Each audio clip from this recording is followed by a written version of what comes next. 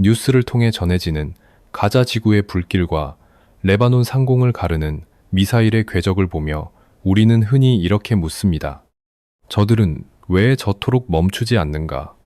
국제사회의 비난과 경제적 타격, 그리고 자국민의 희생을 무릅쓰면서까지 이스라엘이 보여주는 그 비정상적인 결연함의 실체는 무엇인가?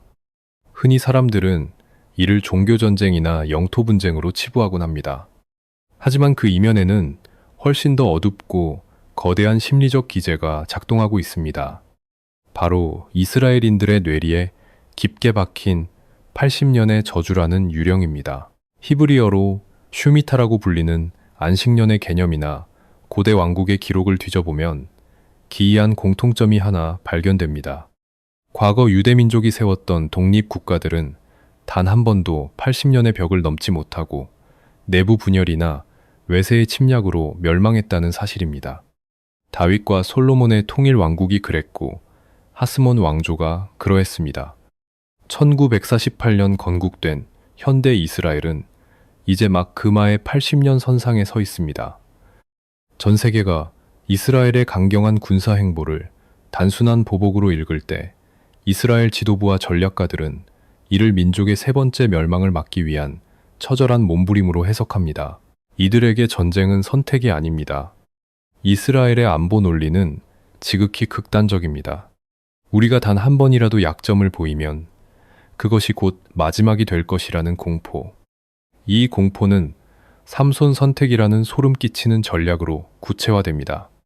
성경 속 거구 삼손이 적들과 함께 전당의 기둥을 무너뜨려 자폭했듯이 이스라엘은 자신이 멸망할 위기에 처하면 중동 전체는 물론 전 세계를 핵의 불길 속으로 끌고 들어가겠다는 암묵적인 위협을 품고 있습니다. 이것이 바로 이스라엘이 국제법을 무시하고 전례 없는 고강도 타격을 멈추지 않는 근본적인 이유입니다. 그들에게 타협은 곧 굴복이며 굴복은 곧 2000년 전처럼 다시 나라 없는 유랑민이 되는 길이기 때문입니다.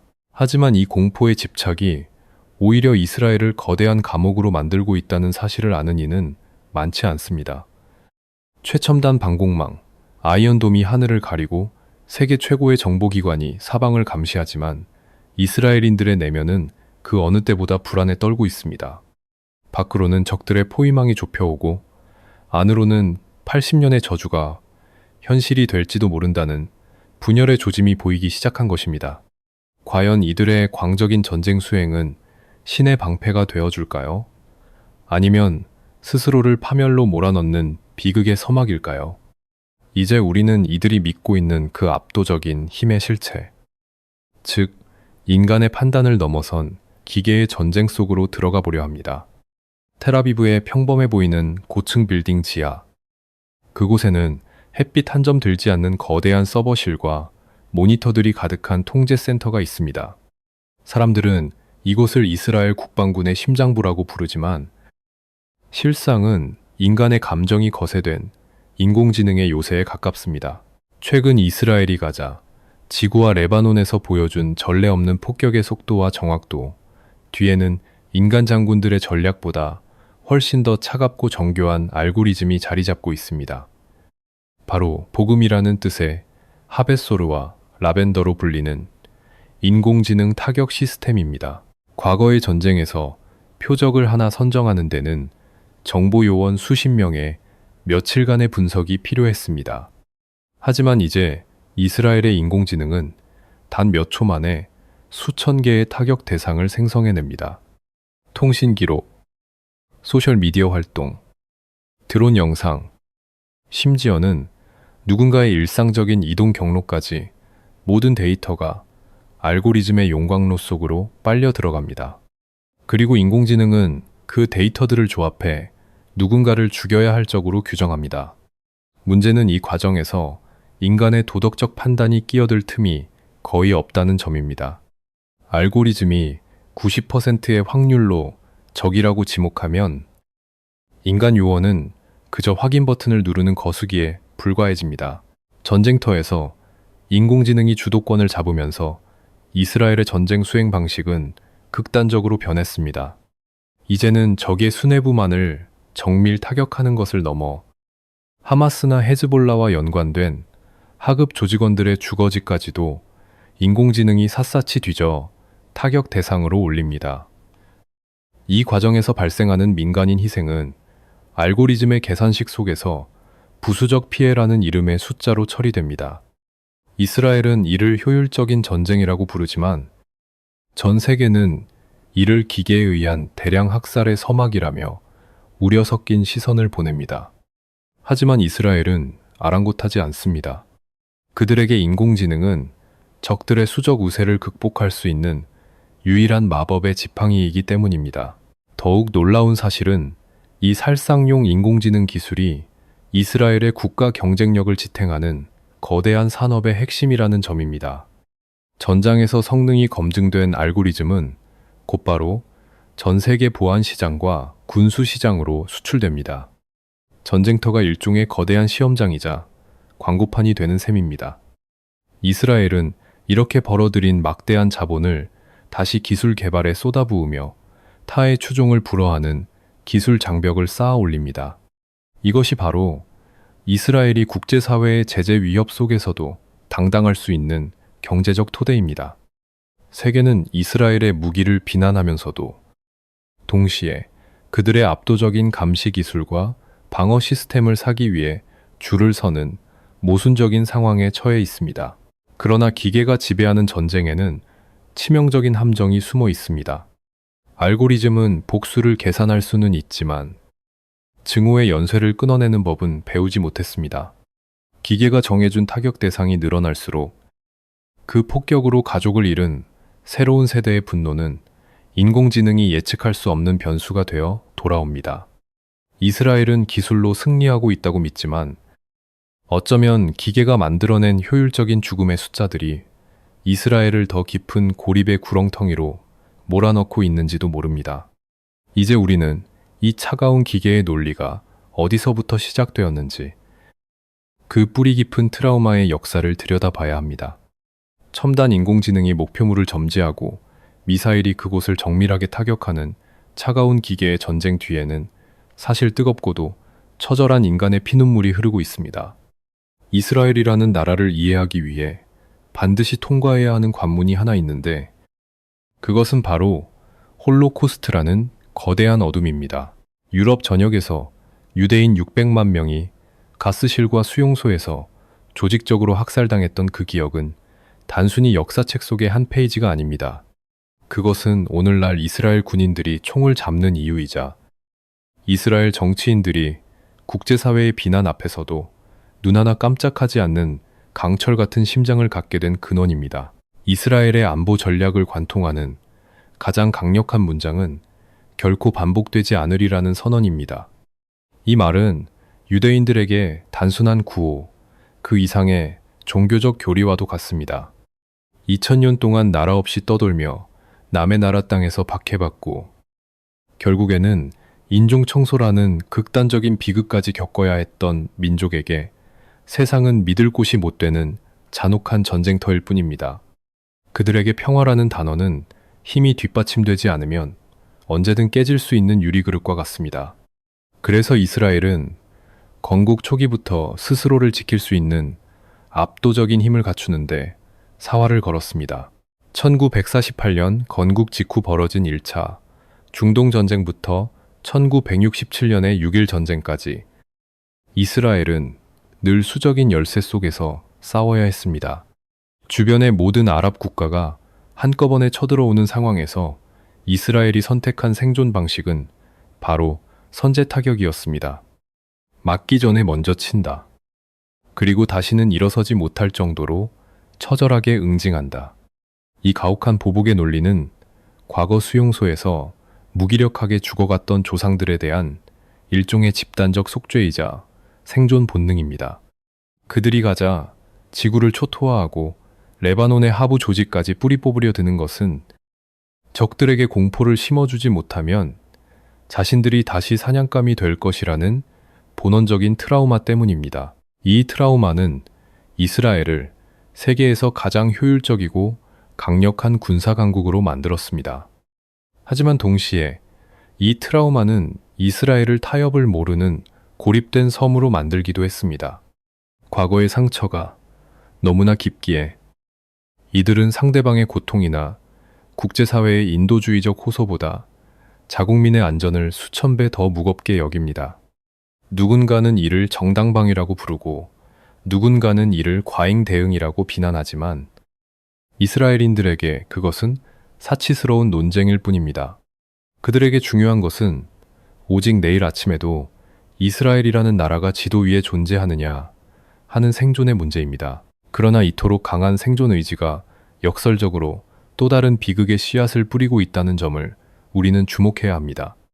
자신들을 지키기 위해 세운 높은 장벽과 압도적인 무력이 정작 그 땅에서 수천 년을 함께 살아온 다른 민족에게는 씻을 수 없는 상처가 되고 있기 때문입니다.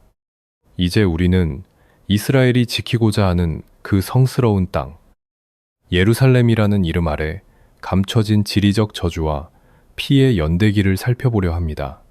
같은 땅을 두고 서로 다른 신의 이름을 부르며 싸워야만 하는 두 민족의 운명은 어디서부터 꼬이기 시작한 것일까요?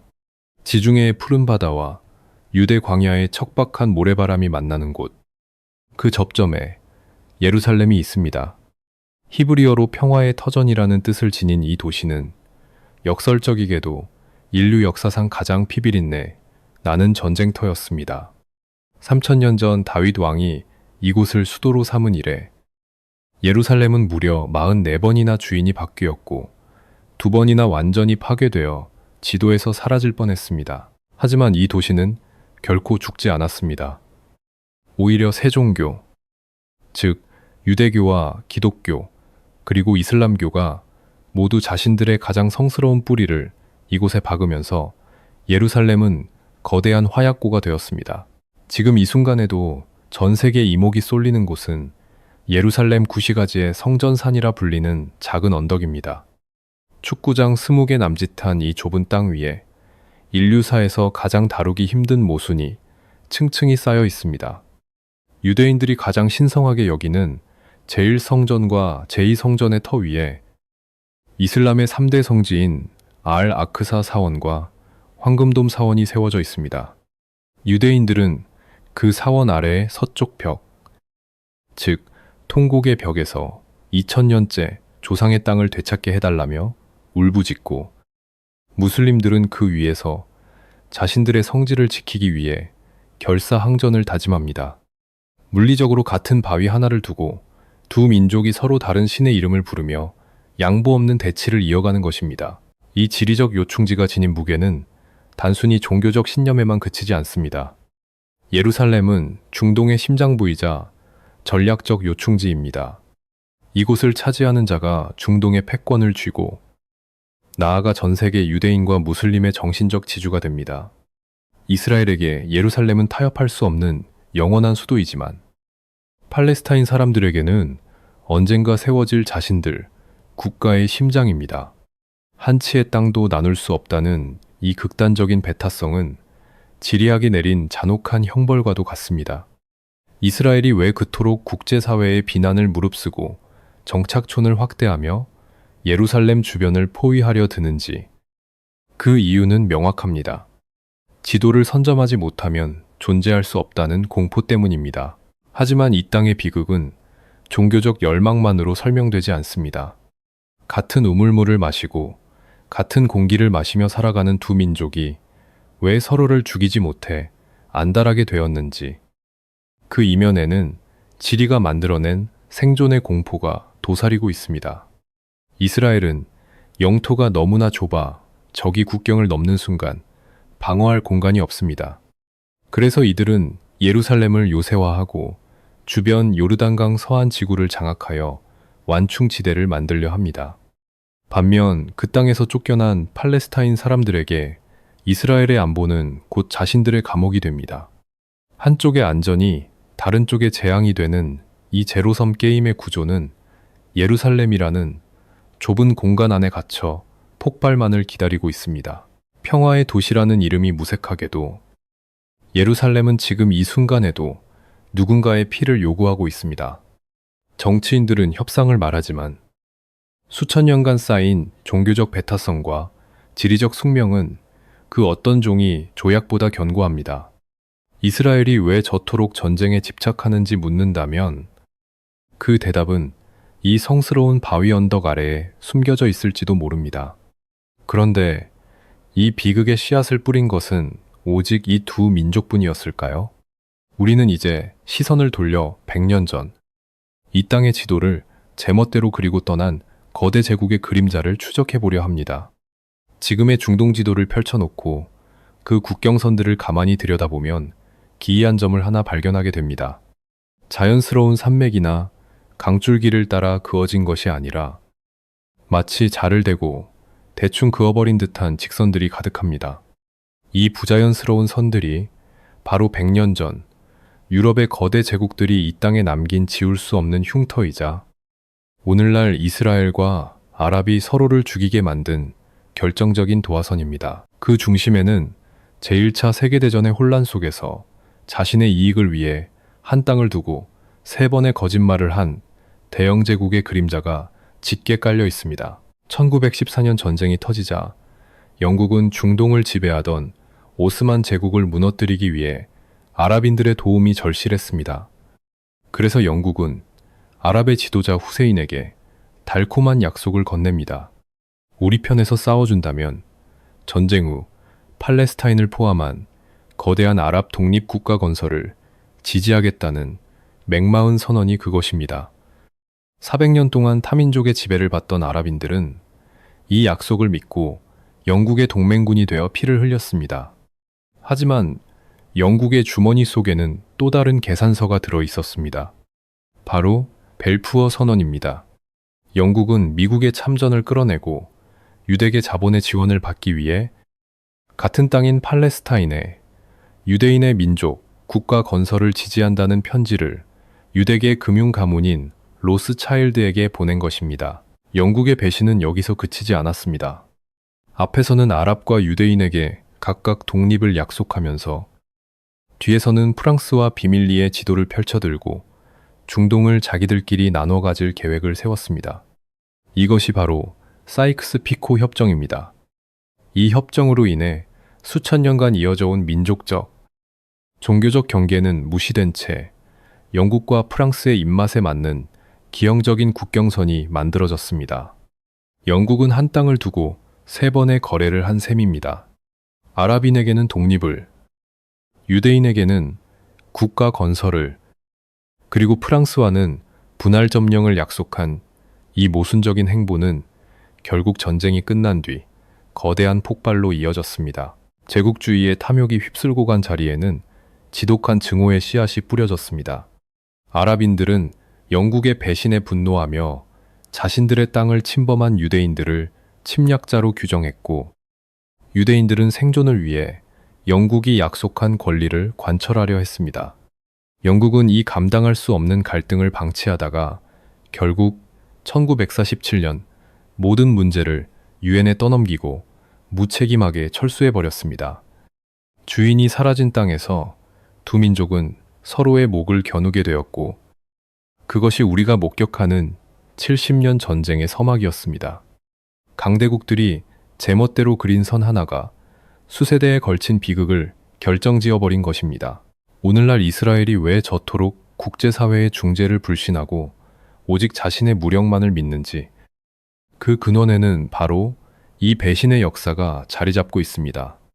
누군가의 약속이나 국제적인 조약이 얼마나 쉽게 휴지 조각이 될 수 있는지를 뼈저리게 경험했기 때문입니다.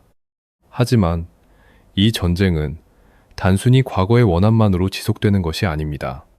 이 비극적인 충돌이 누군가에게는 막대한 부를 창출하는 기회가 되고 있다는 사실, 즉 전쟁과 자본이 결탁한 냉혹한 경제적 진실을 우리는 마주해야 합니다.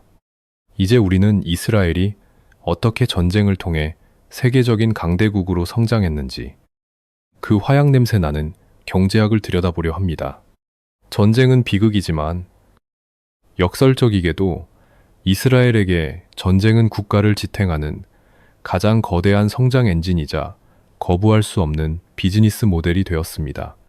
흔히 사람들은 이스라엘이 미국의 원조 덕분에 버틴다고 생각하지만 이는 절반만 맞는 말입니다. 오늘날 이스라엘은 단순히 원조를 받는 나라를 넘어 전 세계 군사기술의 표준을 제시하는 거대한 방산 강국으로 우뚝 섰습니다. 그들이 매일같이 쏘아올리는 미사일과 가자, 지구 상공을 메우는 드론들은 이스라엘 경제를 지탱하는 가장 강력한 상품들이기 때문입니다. 이스라엘의 경제 구조는 전장 그 자체가 하나의 거대한 연구소이자 쇼룸이 되는 독특한 방식을 취하고 있습니다. 전 세계 군수업체들이 수년 동안 시뮬레이션을 돌려 검증하는 무기들을 이스라엘은 실전에서 단 며칠 만에 테스트하고 그 데이터를 축적합니다. 전장에서 성능이 입증된 기술이라는 라벨이 붙는 순간 그 무기의 가치는 수십 배로 뛰어오릅니다. 아이언돔의 요격 데이터, 인공지능 타격 시스템의 정확도, 도시 게릴라전을 위한 시가전 전술 등은 전 세계 국가들이 막대한 비용을 지불하고서라도 사고 싶어하는 최고급 정보가 됩니다. 전쟁이 격렬해질수록 이스라엘의 기술력은 더욱 정교해지고 역설적으로 국가는 더 많은 부를 쌓게 되는 구조입니다.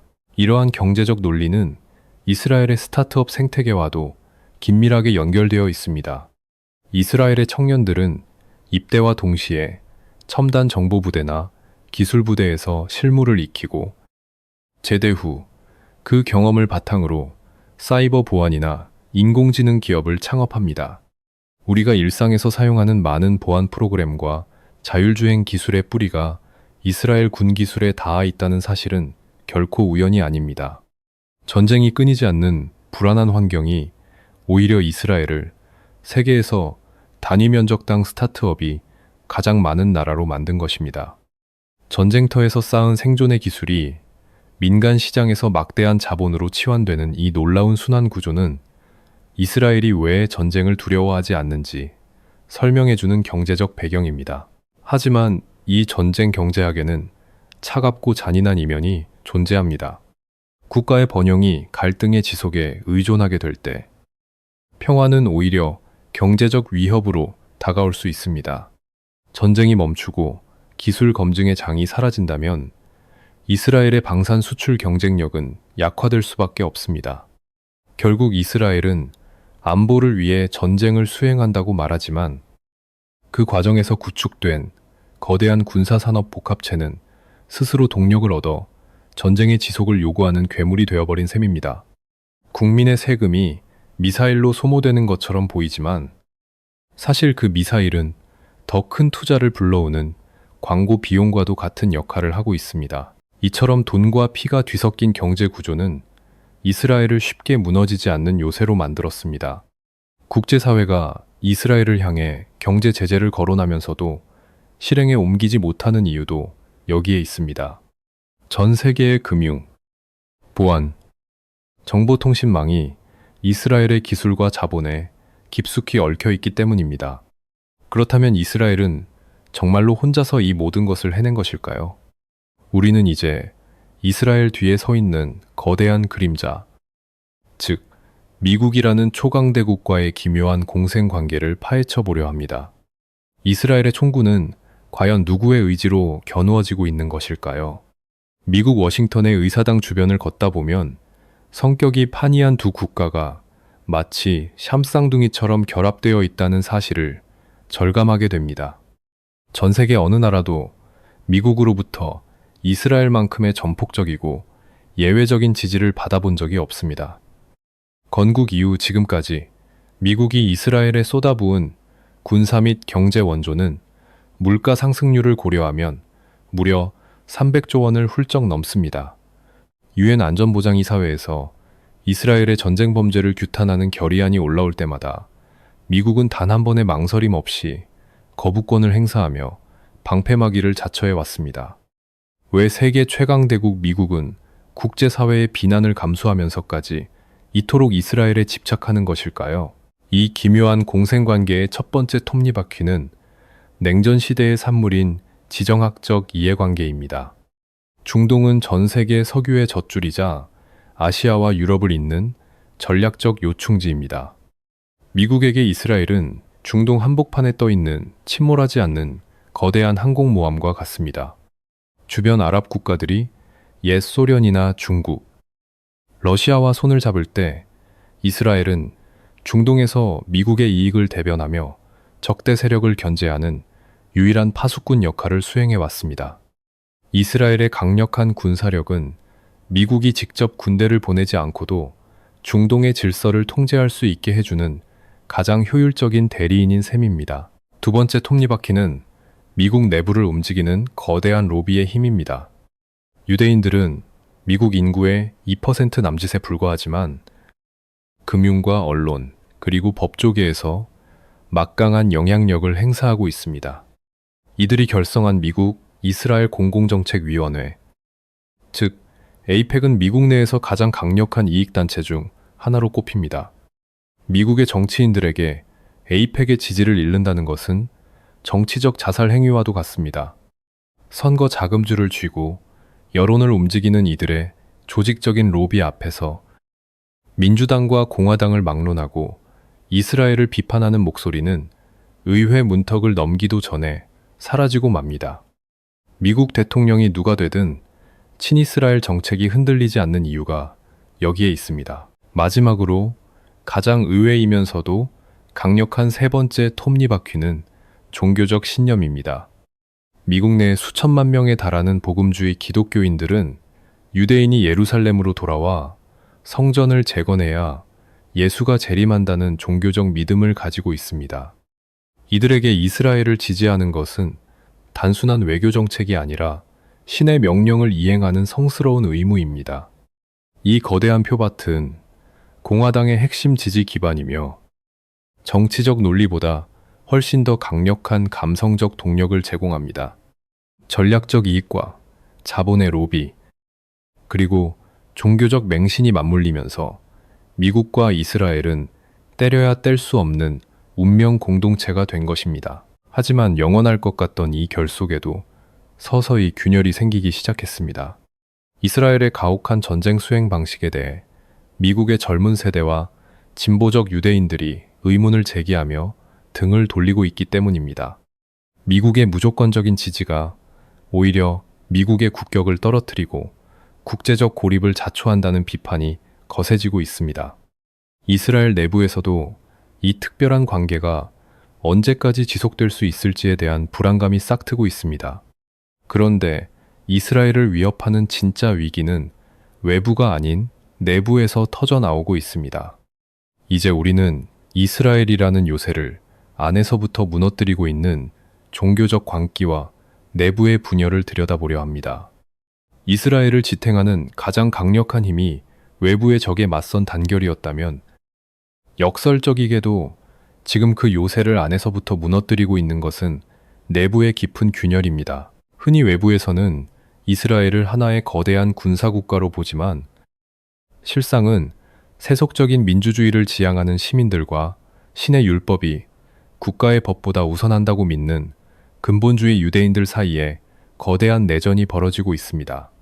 특히 하레디라고 불리는 초정통파 유대인들의 급격한 인구 증가는 이스라엘이라는 국가의 근간을 흔드는 가장 위험한 내부 변수가 되었습니다. 하레디들은 평생을 토라 공부에만 전념하며 군 복무를 거부하고 국가의 보조금으로 생활합니다. 건국 초기에는 소수에 불과했던 이들이 이제는 전체 인구의 13%를 넘어섰고 조만간 이스라엘 사회의 주류가 될 것으로 예측됩니다. 세속적 유대인들이 세금을 내고 군대에서 피를 흘리며 국가를 지탱하는 동안 종교적 특권을 누리는 이들에 대한 분노는 폭발 직전에 이르렀습니다. 더욱 위험한 것은 이들이 정치적 영향력을 확대하며 이스라엘 정부를 극우 민족주의와 신권 정치의 방향으로 끌고 가고 있다는 점입니다.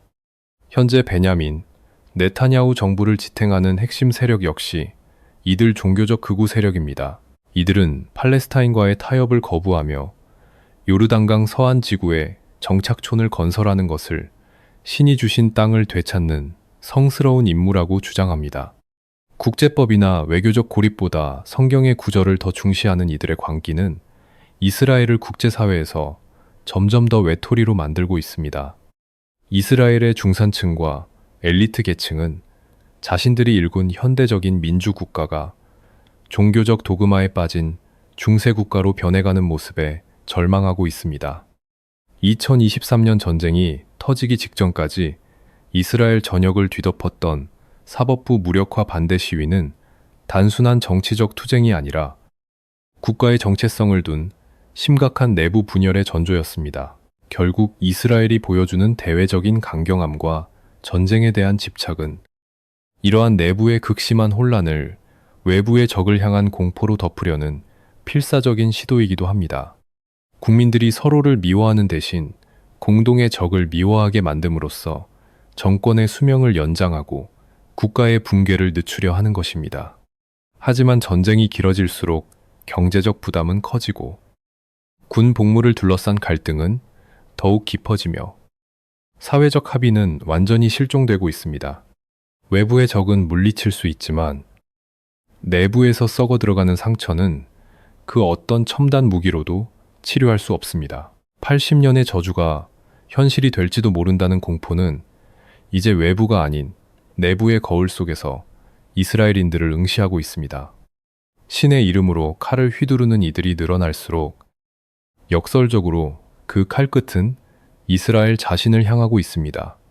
그런데 이 내부의 분열을 단숨에 잠재우고 이스라엘을 광기 어린 전쟁으로 몰아넣은 결정적인 사건이 발생합니다. 2023년 10월 7일.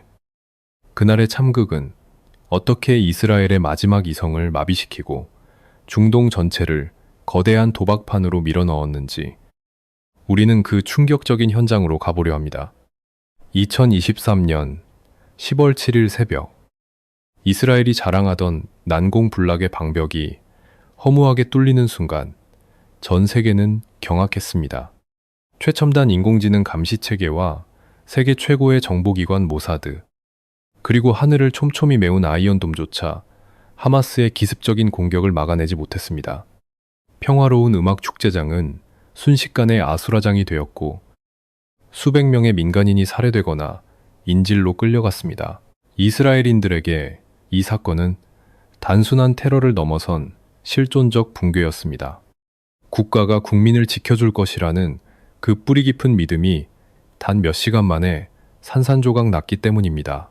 이 충격적인 패배는 이스라엘 내부의 모든 논쟁을 잠재우고 광기 어린 복수의 엔진을 점화시켰습니다. 사법개혁을 둘러싸고 거리에서 서로를 비난하던 시민들이 다시 군복을 입고 전선으로 향했습니다. 하지만 이 단결의 이면에는 형언할 수 없는 공포와 수치심이 도사리고 있었습니다. 정보 강국이라는 자부심이 짓밟힌 이스라엘 지도부에게 남은 선택지는 단 하나였습니다. 압도적인 파괴를 통해 실추된 억지력을 되찾고 다시는 누구도 이스라엘을 넘볼 수 없도록 본보기로 가자 지구를 초토화하는 것이었습니다. 이것이 바로 우리가 목격하고 있는 현대사에서 가장 잔인하고 처절한 보복 전쟁의 시작이었습니다. 네타냐후 정부는 이 위기를 정치적 생존의 기회로 삼았습니다. 전쟁이 길어질수록 부패 혐의로 재판을 받던 총리의 정치적 생명은 연장되었고 극우 세력들은 이 기회에 가자 지구를 완전히 장악하려는 야욕을 노골적으로 드러냈습니다. 하마스를 뿌리 뽑겠다는 명분 아래 수만 명의 민간인이 희생되고 도시 전체가 폐허가 되었지만 이스라엘은 멈추지 않았습니다. 오히려 헤즈볼라와 이란을 향해 전선을 확대하며 중동 전체를 거대한 도박판으로 몰아넣었습니다. 이는 단순히 적을 섬멸하려는 전략이 아니라 이스라엘이라는 PHAO, 나의 요새가 무너지지 않았음을 증명하려는 처절하고도 위험한 과시였습니다. 하지만 피해 복수가 길어질수록 이스라엘은 도덕적 고립이라는 또 다른 거대한 벽에 부딪히기 시작했습니다. 소셜 미디어를 통해 가자 지구의 참상이 전 세계로 생중계되면서 과거 홀로코스트의 피해자로 동정받던 이스라엘의 이미지는 무고한 민간인을 학살하는 가해자의 모습으로 덧칠되었습니다. 서구 사회의 젊은 세대들은 이스라엘의 자구책을 인종청소로 규정하며 등을 돌렸고 유엔을 비롯한 국제기구들은 이스라엘을 전쟁 범죄자로 몰아세웠습니다. 이스라엘은 승리를 향해 달려가고 있다고 믿지만 국제사회라는 거대한 지도 위에서 그들은 점점 더 좁은 섬에 갇히고 있습니다. 2023년 10월 7일의 비극은 이스라엘에게 치유할 수 없는 상처를 남겼고 그 상처에서 터져나온 증오는 다시는 돌아갈 수 없는 강을 건너게 만들었습니다. 적을 죽일수록 더 많은 적이 태어나는 굴레 속에서 이스라엘의 안보는 역설적으로 그 어느 때보다 위태로워졌습니다. 총성이 그 문 뒤에 찾아올 미래는 과연 어떤 모습일까요? 우리는 이제 이 잔혹한 전쟁의 끝에 기다리고 있는 마지막 질문을 마주해야 합니다. 이스라엘은 과연 칼로 세운 평화 위에서 진정으로 안식할 수 있을까요? 가자 지구의 뿌연 먼지 속에 내려앉은 정적과 레바논 국경을 넘나드는 포성의 잔향 뒤로 우리는 이제 차갑고도 엄중한 질문을 마주해야 합니다. 이스라엘은 이 처절한 전쟁을 통해 과연 무엇을 얻었을까요? 하마스의 지하 터널을 무너뜨리고 헤즈볼라의 지휘부를 괴멸시켰으며 이란의 턱 밑까지 미사일을 보냈지만 이스라엘인들이 그토록 갈망하던 진정한 평온은 여전히 안개 속에 가려져 있습니다. 오히려 물리적인 승리가 거듭될수록 이스라엘이라는 국가는 전 세계로부터 고립된 거대하고 현대적인 외딴 섬이 되어가고 있습니다. 역사는 우리에게 잔인한 교훈을 줍니다. 칼로 세운 평화는 그 칼을 내려놓는 순간 무너진다는 사실입니다. 오늘날 이스라엘이 보여주는 압도적인 무력은 당장의 위협을 억누를 수는 있지만 그 폭격의 잔해 속에서 자라나는 아이들의 마음속에 심어진 증오의 씨앗까지 제거하지는 못합니다. 적을 한 명 죽일 때마다 그 뒤에 10명의 새로운 적이 태어나는 굴레. 이것이 바로 이스라엘이 스스로를 지키기 위해 선택한 무력의 역설입니다. 80년의 저주를 피하기 위해 휘두른 칼날이 도리어 민족의 미래를 영원한 전시 상태라는 감옥에 가둬버린 셈입니다. 이제 이스라엘은 선택의 기로에 서 있습니다. 지금까지처럼 첨단 인공지능과 미국의 원조, 그리고 핵무기라는 삼중의 방패 뒤에 숨어 끝없는 소모전을 이어갈 것인지, 아니면 이 땅에서 함께 살아가는 타자의 존재를 인정하고 공존의 고통스러운 길을 걸을 것인지 말입니다. 하지만 내부적으로 종교적 광기가 싹트고 외부적으로는 도덕적 정당성을 잃어가는 지금, 이스라엘이 평화의 길로 들어서기란 불가능에 가까워 보입니다. 어쩌면 이스라엘이라는 비극의 주인공은 자신이 멸망할 때까지 무대를 내려올 수 없는 고대 그리스 비극의 영웅과도 같은 운명을 살아가고 있는지도 모릅니다. 우리는 이스라엘의 전쟁을 보며 선과 악의 이분법을 넘어선 더 깊은 통찰을 얻어야 합니다. 한 민족의 정당한 생존 열망이 타민족의 생존권을 짓밟을 때, 그리고 과거의 피해자가 현재의 가해자가 되는 구조가 고착될 때 인류는 얼마나 잔인해질 수 있는지를 말입니다. 중동의 화약고는 단순히 지도 위의 한 지점이 아니라 인간의 공포와 탐욕, 그리고 종교적 맹신이 빚어낸 거대한 거울입니다. 그 거울 속에는 이스라엘뿐만 아니라 자신의 이익을 위해 불꽃에 기름을 붓는 강대국들과 침묵하는 세계에 일그러진 얼굴이 비치고 있습니다. 오늘도 예루살렘의 통곡의 벽 앞에는 수많은 유대인이 머리를 맞대고 기도를 올립니다. 그들의 기도는 조상들이 겪었던 고통의 반복을 막아달라는 간절함일 것입니다. 하지만 그 벽 너머에서 들려오는 또 다른 민족의 울음소리를 외면하는 한, 평화의 터전이라는 예루살렘의 이름은 영원히 공허한 메아리로 남을 뿐입니다. 전쟁에 미쳐 있다는 비난 뒤에 숨겨진 이스라엘의 진실은 사실 스스로 만든 힘의 미로 속에 갇혀 길을 잃어버린 한 민족의 지독한 고독일지도 모릅니다. 과연 이 3000년의 전쟁은 우리의 생애 안에 끝이 날까요? 아니면 우리는 인류가 멸망하는 그날까지 예루살렘 상공에 피어오르는 검은 연기를 지켜봐야만 하는 것일까요? 질문은 이제 우리에게 남겨졌습니다. 힘이 곧 정의가 되는 세상에서 우리는 과연 무엇을 평화라고 불러야 합니까?